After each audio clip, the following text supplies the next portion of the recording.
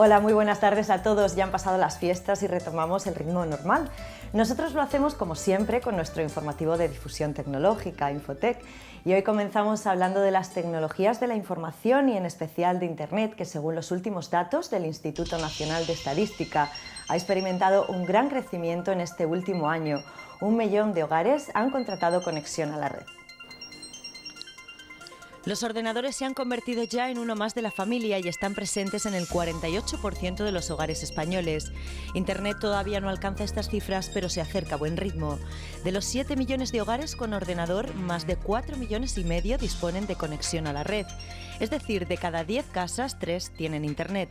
Entre los niños de 10 a 14 años, la proporción de usuarios es mayor que entre los adultos. En 2004, el 68% de los chavales utilizaron la computadora, mientras que lo hacían el 45% de los adultos. En Murcia los datos se acercan a la media nacional, pero todavía siguen entre las provincias más atrasadas del país en cuanto a conexiones a Internet, pese a que en 2004 casi 1 de cada 3 hogares estaban conectados. Según los datos del Instituto Nacional de Estadística, el equipamiento tecnológico de los hogares de la región también se queda atrás con respecto a la media nacional y las conexiones con banda ancha solo alcanzan el 12%. En cuanto a diferenciación por sexos, el hombre sigue siendo más aficionado a Internet, mientras que el sexo femenino lleva ventaja con la telefonía móvil. La diferencia se aprecia entre los chicos de 10 a 14 años, ya que el 51% de las niñas disponen de teléfono móvil, mientras que los chicos no pasan del 40%. En ambos casos está claro el auge del móvil, ya que cerca de 1 millón de chavales disponen de él. En cuanto a la penetración de la sociedad de la información por comunidades autónomas, sigue en cabeza Cataluña, Madrid y el País Vasco, las comunidades con mayor proporción de conexiones a Internet. Por el contrario, Galicia y Extremadura no llegan al 20%. Los trenes de alta velocidad ejercen una tremenda tensión sobre las vías y hacen que éstas se vayan deteriorando, pero los avances tecnológicos han facilitado el mantenimiento de las infraestructuras ferroviarias. Lo último en este campo es un vehículo dotado con un lector láser, que al parecer es el sistema más rápido y eficaz para la inspección de las vías. Este método está siendo probado en una población del norte de Inglaterra. Nos encontramos en las colinas de Derbyshire, en el norte de Inglaterra. Esta zona ha tenido una larga tradición con la industria minera y ferroviaria. La ciudad de Matlock ha desarrollado un papel significativo en el desarrollo industrial de Gran Bretaña, una tradición que continúa en la actualidad. En una compañía local llamada Laser Rail están probando un vehículo especialmente adaptado que comprueba si las vías y los túneles de la red de ferrocarriles del país son seguros. Los vehículos están equipados con láseres de a bordo que se utilizan para comprobar si los inmensos pesos que soportan diariamente las pistas han provocado desplazamientos.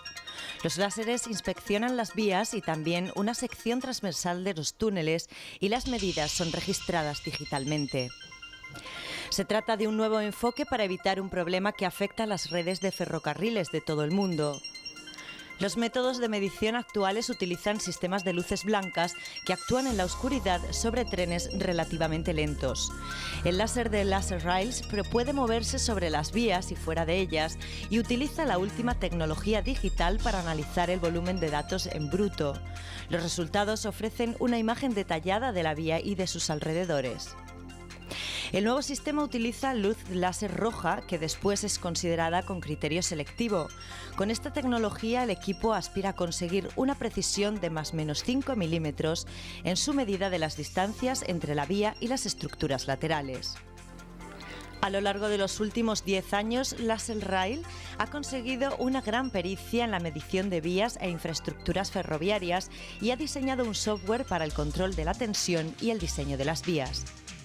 El Laser Suite, el aparato portátil de la compañía, ofrece el mismo tipo de datos y permite mediciones más detalladas en caso de identificar un problema. En Laser Rail detectaron la necesidad de una revolución en el equipamiento de control de las vías. Eran conscientes de que la tecnología para el mantenimiento de las infraestructuras no estaba al día con respecto a la evolución del diseño de locomotoras y materiales móviles. Ahora, gracias a proyectos como este, las redes ferroviarias pueden ser controladas más rápidamente y de forma fiable. Eso significa viajes en tren más seguros para los cientos de miles de viajeros que utilizan el sistema de ferrocarriles británico cada día. La Clínica Universitaria de la Universidad de Navarra ha puesto en marcha un novedoso sistema capaz de captar el movimiento facial, un sistema que servirá como herramienta a los cirujanos plásticos para corregir parálisis faciales y reconstruir la expresión de la cara. El equipo captura y cuantifica el movimiento facial en 3 dimensiones a través de 3 cámaras infrarrojas y un software que procesa el movimiento facial antes y después de la reconstrucción. Además de analizar los resultados de la cirugía, este sistema captador del movimiento facial también ayuda a programar el acto quirúrgico. Al realizar el trasplante muscular, los cirujanos tienen que seguir los criterios que haya calculado el captador facial, de modo que se establece una simetría con el lado sano. Además de su aplicación clínica, este sistema ofrece un papel importante en el ámbito legal, ya que podría servir como prueba para cuantificar los daños provocados por un accidente laboral o de tráfico.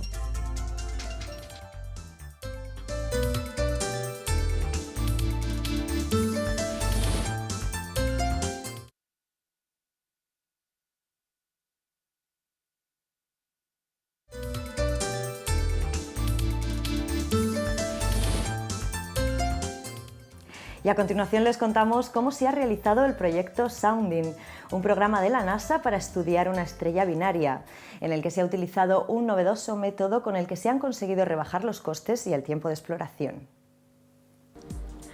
El sur del centro de Nuevo México es el hogar del campo de misiles de Arenas Blancas, donde han estado probándose misiles desde los años 50.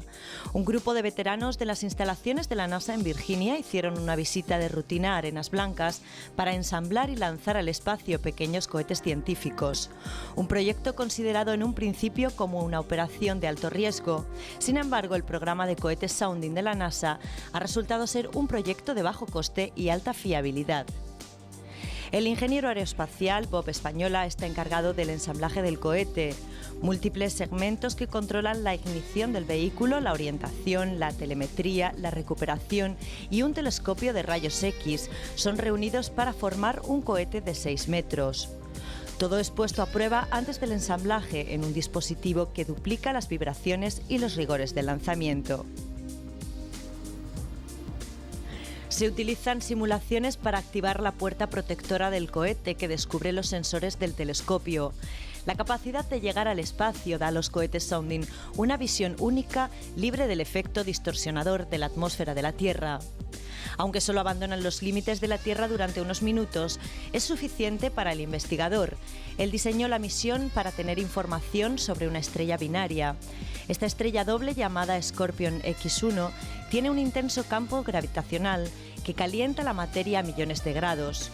El telescopio del Sounding es capaz de leer los rayos X que emite y que proporcionan datos sobre la composición física de la estrella. Una vez ensamblada la media tonelada de instrumentos sobre las 2 toneladas de motores del cohete, comienza la cuenta atrás. Durante el vuelo, los científicos toman datos durante 7 minutos antes de que el cohete vuelva a caer en picado sobre la Tierra. Aterriza a menos de 80 kilómetros del sitio donde fue lanzado. Con las primeras luces, los helicópteros se despliegan para la recuperación. El equipo está intacto con tan solo un par de rasguños. Rápidamente todo es desmontado en secciones manejables para el vuelo de vuelta a las instalaciones. Tras unos cuantos cambios y mejoras, la mayoría de los cohetes vuelven a volar una y otra vez.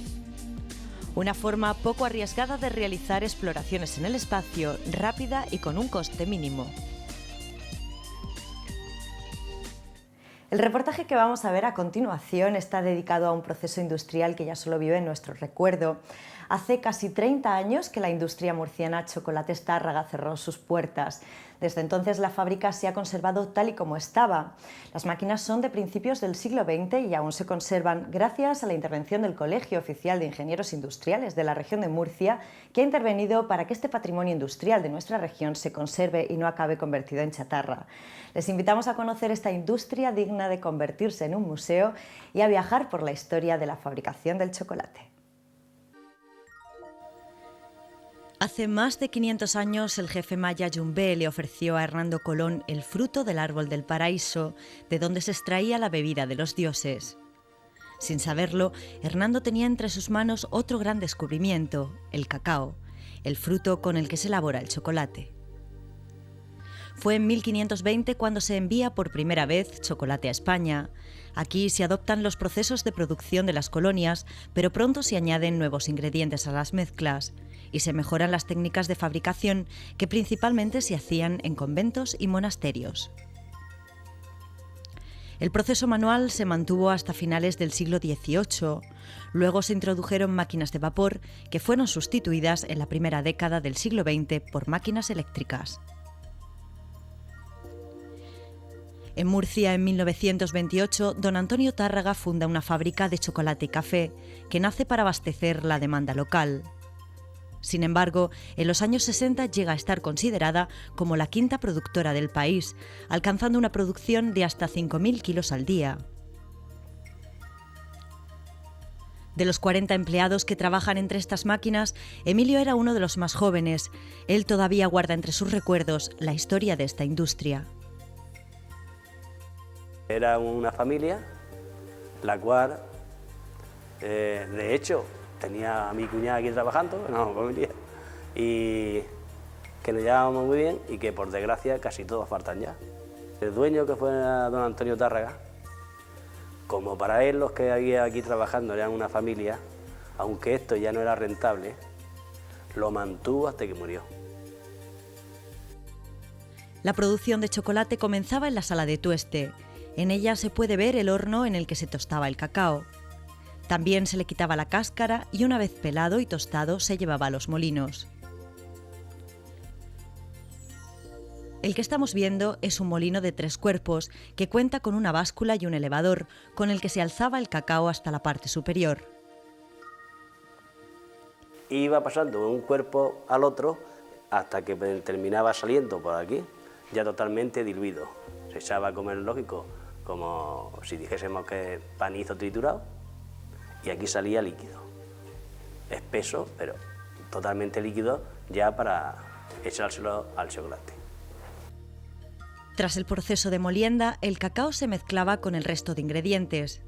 Azúcar, harina y vainilla se vertían junto al cacao en esta máquina en la que se removían los ingredientes y se calentaban con una resistencia eléctrica. De esta forma se conseguía que se homogenizara la mezcla. La mezcla quedaba por una masa como puede ser el hormigón. El hormigón, al menos, ni líquido ni totalmente denso. El producto ya mezclado se introducía en las refinadoras. En ellas el chocolate se hacía pasar a través de unos cilindros que al girar reducen los grumos y afinan la mezcla. En este proceso se acababa de evaporar el contenido líquido del cacao y el chocolate quedaba completamente seco, como si fuera chocolate en polvo. De esta forma se llevaba a las amasadoras, en las que se les daba el toque final. Se le añadía la grasa, normalmente vegetal, y se removía hasta conseguir la textura y el sabor deseado. El maestro chocolatero era el encargado de controlar la calidad del producto y establecer el tiempo que tenía que permanecer en las amasadoras. Se echaba y se tenía igual 1 hora, hora y media amasando hasta que la masa estaba en su punto, y a continuación de ahí se sacaba y se llevaba a la cámara. Los productos que se elaboraban en esta fábrica eran muy variados. Se hacía chocolate familiar, manteca de cacao para venta industrial y chocolate especial, un producto más refinado que también se vendía con frutos secos. Además, esta empresa fue pionera en la fabricación de chocolate dietético. Hacíamos chocolates, además de los chocolates comunes, como los familiares o el leche o el especial, hacíamos además chocolate dietético. Y hacíamos chocolate también que era con leche, con arroz inflado, pero el chocolate más específico, que solamente era para los diabéticos, era el dietético, y fuimos uno de los pioneros en España y empezamos a hacerlos. Los crocantes eran otra de las especialidades de Chocolates Tárraga, uno de los productos preferidos por Emilio. Se hacían flanes, se hacían crocantes, que ahora después te enseñaré una de envuelta de los crocantes. Eso eran riquísimos. Era un chocolate con azúcar quemada, ¿sabes? Y almendra triturada, hecha a trocitos. Y era un caramelo. A estos chocolates especiales se les añadía manteca de cacao. La mezcla se realizaba en las batidoras en las que se removía hasta conseguir que quedara un chocolate completamente líquido y refinado, con una textura similar a la de un bombón que se deshace en la boca. Y de aquí ya se sacaban por esta trampilla las bateas y se llevaban a la cámara. Este tiene capacidad de 500 kilos. El chocolate, como poco se le daba de 4 a 6 horas de batido. Cuanto más horas, lógicamente no necesita tantas, más diluido y más fino era. Una vez conseguido el punto, tanto los chocolates especiales como los familiares se conservaban en un horno que mantenía la temperatura entre 50 y 60 grados para que el producto se mantuviese en estado líquido hasta que se completase la producción. Conforme se iban recibiendo los pedidos, el chocolate se sacaba de los hornos y se llevaba a la cámara de enfriamiento. En ella los moldes se llenaban de chocolate con las pesadoras, en las que los operarios podían comprobar la cantidad exacta de producto que llevaba cada tableta. Luego los moldes se posaban sobre unas cintas transportadoras que mediante vibración hacían que el chocolate se repartiera de forma homogénea. Tras este recorrido por las cintas transportadoras se introducían en el túnel de enfriamiento, del que ya salían las pastillas de chocolate en estado sólido, listas para envolver y comercializar.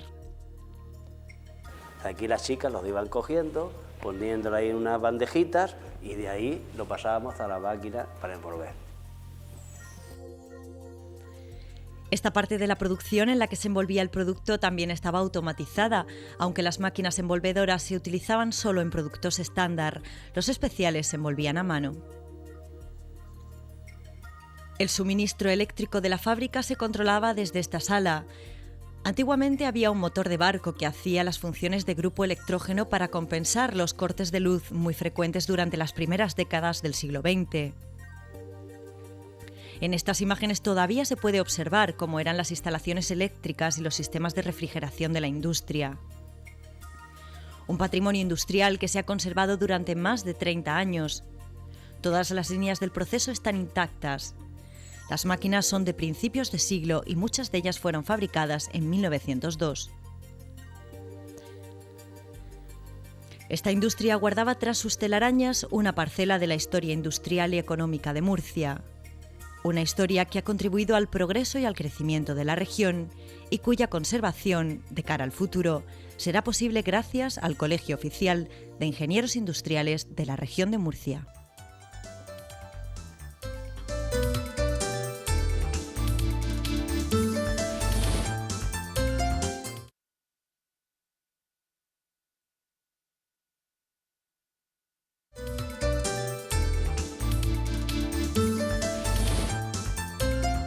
Desde que el hombre pisó por primera vez la Luna han pasado ya 30 años y en estas 3 últimas décadas los avances de la tecnología han permitido que la humanidad ya esté preparada para asumir nuevos retos espaciales. Están planeando convertir la Luna en un destino turístico. Con los avances y proyectos sobre el turismo lunar nos vamos a despedir de ustedes. Recuerden que nos vemos el próximo domingo en Infotec. Hasta la semana que viene.